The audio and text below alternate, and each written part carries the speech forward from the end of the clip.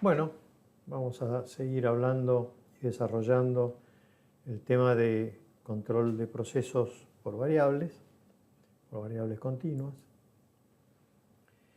Y vamos a recordar lo que dijimos antes, y es que a medida que aumenta la variabilidad entre los promedios, los límites de control del gráfico se van a ampliar.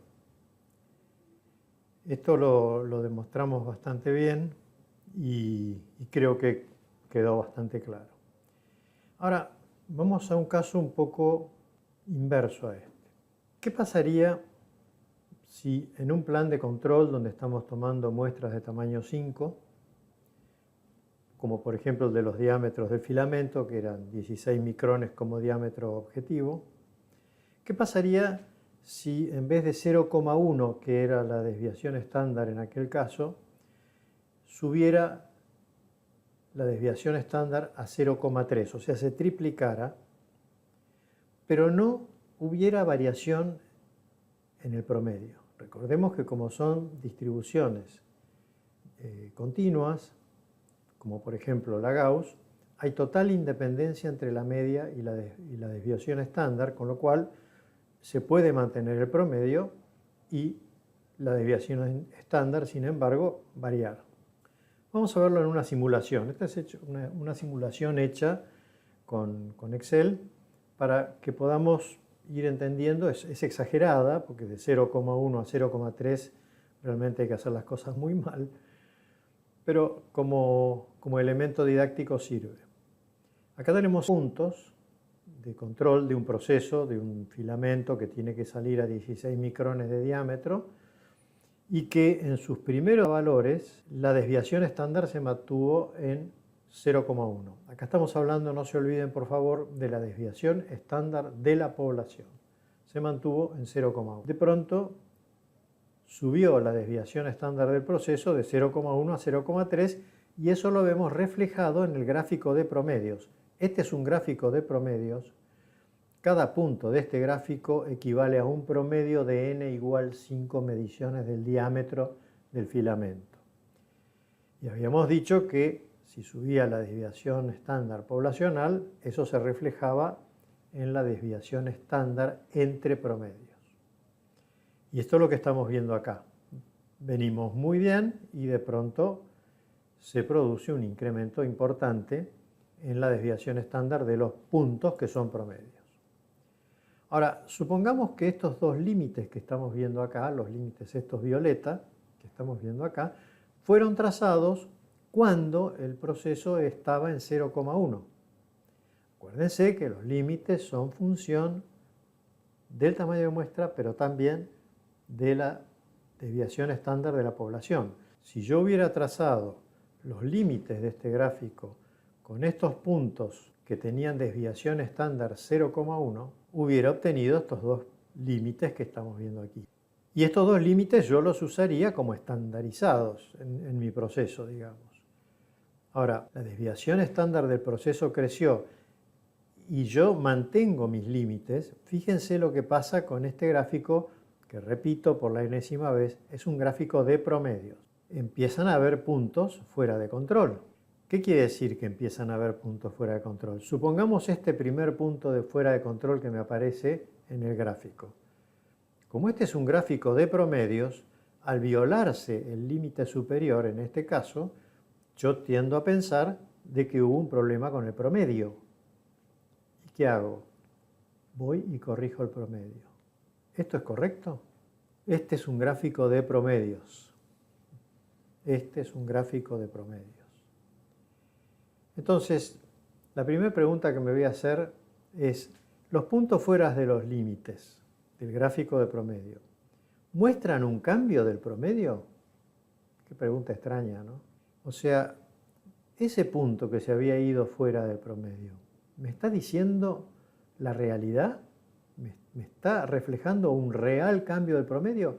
Y no, porque yo hice la simulación con el promedio de 16 de los puntos. Los primeros, promedio de 16, variabilidad o desviación estándar 0,1. Los siguientes puntos, los últimos puntos, valor medio 16, pero desviación estándar 0,3. O sea que el promedio nunca varió, está perfecto. Sin embargo, un punto medio fuera del promedio, varios, después de ese varios. ¿Significa que cambió el promedio? No, no significa que cambió el promedio. Lo que pasa es que al haber variado la desviación estándar, y como los límites son función de la desviación estándar, como n es constante, acá los límites son absolutamente función de la desviación estándar, esos límites yo no los toqué porque no me di cuenta que había subido la desviación estándar. Y entonces para mí de repente el proceso está fallando en el promedio. No, no está fallando en el promedio.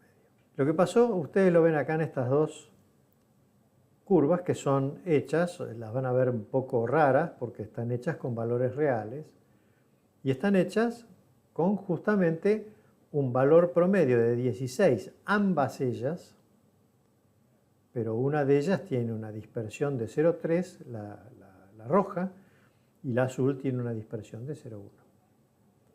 Y esto es lo que ha pasado. No cambió el promedio, pero cambió la dispersión del proceso. Cambió la desviación estándar del proceso. Y si yo voy a tocar el promedio, voy a descalabrar el proceso. Entonces, ¿qué tendríamos que hacer? Y no nos queda otra salida que controlar paralelamente a la desviación estándar. Por eso los gráficos de Shewhart son dobles, nunca son simples, salvo en el caso muy, muy raro de variaciones procesales basadas en puntos individuales, donde ahí también hay una trampa para hacer y generar dos gráficos. Pero entonces, antes de salir corriendo a corregir un valor fuera de un gráfico de promedio, de cualquier gráfico de promedios en Shewhart, lo primero que hay que hacer es ver si la dispersión se mantuvo. Si la dispersión se mantuvo, entonces sí realmente hubo un cambio de promedio, voy y modifico el promedio. Si la dispersión no se mantuvo, no sé qué hacer. Tengo que primero corregir la dispersión. Acá tienen una situación donde en el proceso hubo un cambio de variabilidad. Y lo mismo que vimos antes, nada más que este es un gráfico ya más real. Y acá hay 100 valores y a partir del valor 51 se produce un incremento extraño de la variabilidad del gráfico de promedios, que es el que está arriba. Fíjense qué hubiera pasado si hubiéramos llevado en paralelo un gráfico de las dispersiones o de las desviaciones estándar de cada una de las muestras que tomamos del proceso. Fíjense cómo vienen acá las dispersiones o las desviaciones estándar. Vienen parejas y bajas. Y de pronto, por alguna razón, el proceso se dispara en cuanto a la desviación estándar y muestra indudablemente que hay un cambio. En el gráfico de promedios, ¿cómo se refleja esto? Fíjense, esta primera parte del gráfico de promedios ocupa, digamos, un espacio y una amplitud pequeña dentro de los límites. De hecho, no hay ninguno de los puntos que salga de los límites. Y hay muy pocos, creo que son 1, 2 y 3, los que se acercan a los límites. Fíjense lo que pasa con el gráfico de promedios cuando la dispersión se incrementó. La nube de puntos tiene más amplitud y ya hay puntos que están fuera de los límites. Estos puntos que están fuera de los límites no significan nada porque los límites que tiene el gráfico de promedios en esta zona donde todo está peor están basados en esta variabilidad inicial. Si se hubieran basado en esta variabilidad final, la alta, es muy probable que estos límites a partir del 51 hubieran sido mucho más amplios y estos puntos que ahora están fuera de los límites hubieran caído dentro. Eso ahora vamos a ver con números, ¿sí? Acá podemos ver claramente cómo se disparó la desviación estándar. Entonces, vamos a ver cómo se interpretan estos gráficos. Sabemos cómo se calculan los límites de los de los promedios, del gráfico de promedios, ¿no? Es el promedio general del gráfico más 3 veces la desviación estándar entre promedios, que a su vez es igual a la desviación estándar poblacional sobre la raíz de n. Como en todo este gráfico lo único que tengo constante es el n, el tamaño de muestra, entonces el cambio de los límites va a depender exclusivamente de la desviación poblacional. Entonces, si un punto cae fuera de los límites en un momento en que la desviación poblacional fue alta, este punto, yo no sé si es realmente un punto fuera de los límites o no. Por lo tanto, no puedo hacer nada. A lo sumo podré salir corriendo, hacer un recontrol y otro recontrol, pero en realidad lo que hay que lograr siempre es mantener estable la variabilidad. De nuevo, y me lo van a escuchar decir 1.000.000 de veces, la variabilidad es nuestro peor enemigo. Vamos a ver entonces cómo serían los límites nuevos, suponiendo que la variabilidad hubiera subido de 0,1 a 0,2, ¿sí? Para no hacer tan exagerado el tema.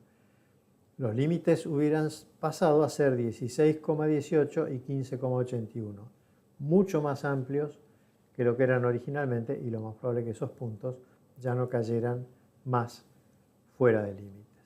Veamos este ejemplo. En la tabla de la izquierda se pueden ver los resultados de promedios de diámetro de 30 controles hechos desde el 1 hasta el 30. Aquí tenemos la columna de promedios y la columna de las desviaciones estándar de cada una de las muestras tomadas.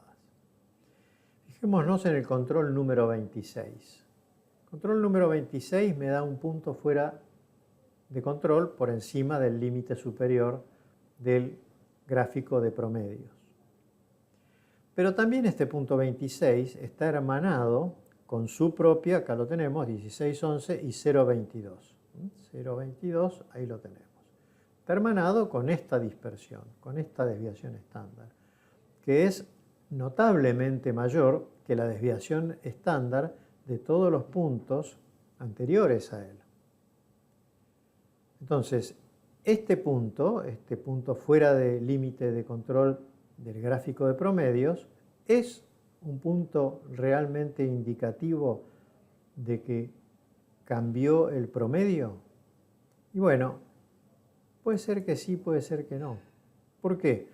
Porque así como yo tengo límites en el gráfico de control de promedios, también debería tener un límite en el gráfico de control de variaciones o de desviaciones estándar.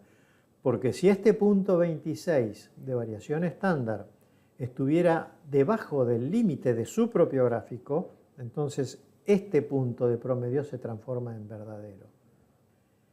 Si este punto del gráfico de desviaciones estándar estuviese por encima de su propio límite, que acá no lo vemos, porque no lo hemos calculado, no lo sabemos calcular todavía, entonces este punto no significaría nada.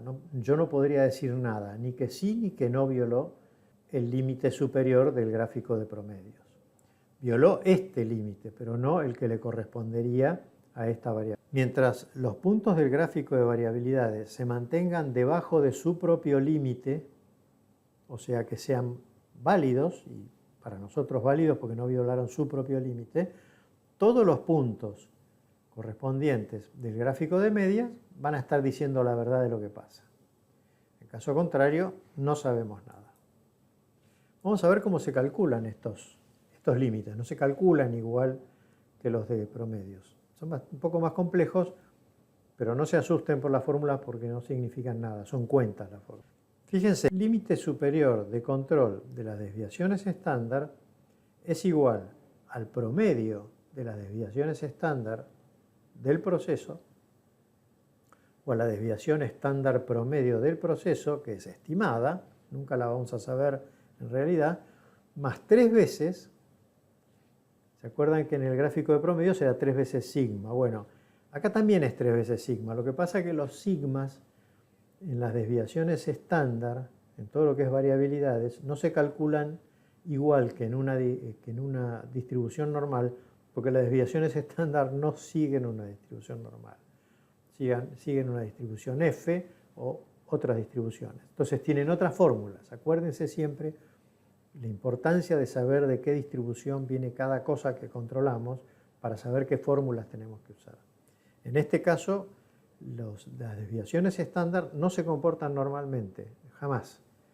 Por lo tanto, tienen su propia fórmula de cálculo de desviación estándar, que es rarísima, pero totalmente resoluble en un segundo, como ustedes van a ver ahora. O sea que a la línea promedio del gráfico le vamos a sumar 3 veces una desviación estándar de las desviaciones estándar. ¿Cómo se calcula esa desviación estándar de las desviaciones estándar?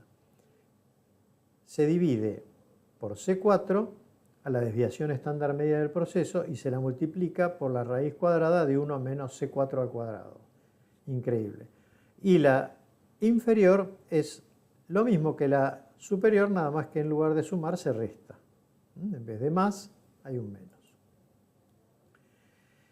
Estas fórmulas las vamos a calcular en base a lo que se llama una tabla de Shewhart, de la cual acá yo pongo la fracción de esa tabla que me interesa.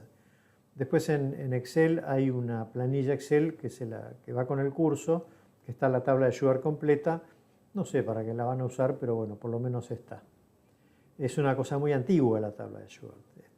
Shewhart fue un hombre que actuó en la década del 30, o sea, el 30 del siglo pasado. Y entonces en esta tabla lo que hacemos es entrar por el tamaño de muestra y en función del tamaño de muestra determinar el C4. Acá está el N y acá está el C4. ¿Sí? Y aplicamos esta fórmula con el C4. El promedio de la desviación estándar del proceso lo conocemos, por lo tanto lo único que necesitamos conocer es el C4 y todo lo demás son cuentas. Por ejemplo, acá hacíamos tomábamos muestras de n igual a 10. En la próxima diapositiva vamos a ver resueltos estas cuentas con el n igual a 10. Y aquí tenemos el gráfico, ahora sí, de desviaciones estándar con su correspondiente límite superior. Ahí lo tienen y ahí ven ustedes puntos que están fuera del límite superior.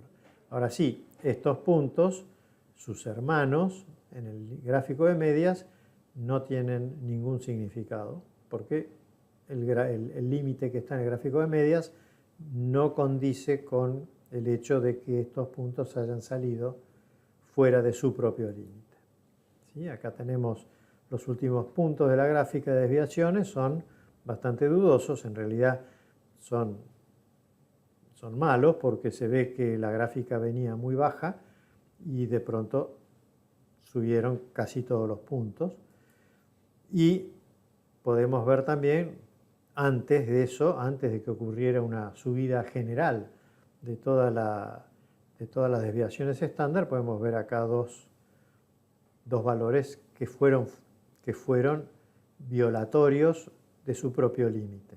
Por lo tanto, los dos valores correspondientes en el gráfico de medias no tienen ningún significado.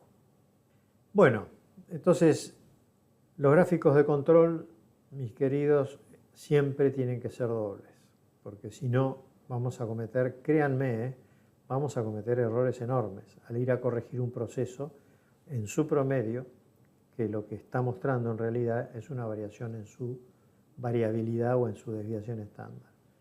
Respecto de los gráficos de valores individuales, donde yo no tengo una muestra, porque la muestra es tamaño 1, como les dije en la presentación anterior, la muestra es tamaño n igual a 1. Respecto de esos, se han desarrollado técnicas que se llaman de rangos medios, rangos móviles medios. En inglés los gráficos esos les ponen MR, Mean Range.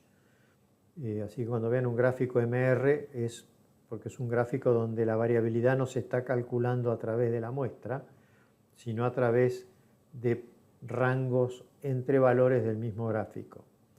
Es un truco que tiene una justificación estadística perfecta, pero que lo vamos a ver porque es complejo, lo vamos a ver en los cursos más avanzados. O sea que siempre, salvo rarísimas excepciones, siempre vamos a tener los gráficos de Shewhart llevados en forma doble. Y bueno, acá terminamos con esta introducción a Shewhart, que espero que les haya gustado. Ahora lo que vamos a ver son una descripción superficial, podríamos llamarla, de las tipologías de gráficos de Shewhart. Así que muchas gracias por su atención. Nos vemos después.